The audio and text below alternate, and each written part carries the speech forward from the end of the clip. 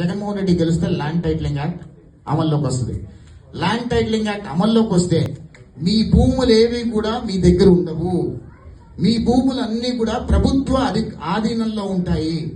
రేపు మీ కూతురు పెళ్లికో మీ కొడుకు పెళ్లికో డబ్బుల కోసము అప్పుకో బ్యాంకులో తనఖా పెట్టుకోవాలంటే మీ భూమి మీకు ఇచ్చే కాగితం చిత్తు కాగితం కింద లెక్క. జగన్మోహన్ రెడ్డి గెలిచాడు ఆంధ్రప్రదేశ్ రాష్ట్రంలో పొరపాటున మన దరిద్రం బాలేక గెలిచాడు అంటే ఆంధ్రప్రదేశ్ రాష్ట్ర ప్రజల భూములు ఏవి కూడా వాళ్ళవి కావు, అవి జగన్మోహన్ రెడ్డి భూములు మాత్రమే. చిన్న ఎగ్జాంపుల్ ఏంటంటే, ఒక రోడ్డు పక్కన ఒక 100 ఎకరాలు ఉందనుకోండి, ఆ 100 ఎకరాలు 100 కోట్ల రూపాయలు విలువ చేస్తుంది అనుకోండి.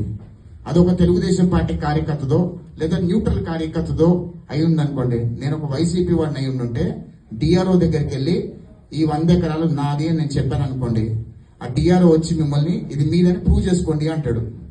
మీకు 100 సంవత్సరాల నుంచి వచ్చింది అనుకోండి, మీ తాత ముత్తాతల దగ్గర నుంచి వచ్చింది అనుకోండి ఆ భూమి మీదని మీరు ఎట్లా ప్రూవ్ చేసుకుంటారు? లింక్ డాక్యుమెంట్స్ ఉండాలి, చాలా తతంగాలు ఉంటాయి దానికి. మీరు ప్రూవ్ చేసుకోలేరు కాబట్టి ఆ డిఆర్ఓకి 100 కోట్ల ప్రాపర్టీ కాబట్టి డిఆర్ఓకి 10 కోట్లు ఇచ్చారంటే ఆ ప్రాపర్టీ నా పేరు మీదకి వచ్చేస్తుంది. ఇది జరగబోతుంది. This is actually called land titling act. అందుకనే దయచేసి ప్రజలందరికీ చెప్పండి, రాష్ట్ర వ్యాప్తంగా ఉన్న మీ నియోజకవర్గాలలో మీరు కూడా డోర్ టు డోర్ క్యాంపెయిన్ చేసి తలా 2 ఓట్లు మార్చగలిగితే వైసీపీ వాళ్ళకి జగన్మోహన్ రెడ్డి వల్ల ఆంధ్రప్రదేశ్ రాష్ట్రం ఎలా సర్వనాశనం అయిపోయిందని చెప్పగలిగితే ఆంధ్రప్రదేశ్ రాష్ట్రం బంపర్ మెజారిటీతో తెలుగుదేశం పార్టీ కూటమి గెలవబోతుంది.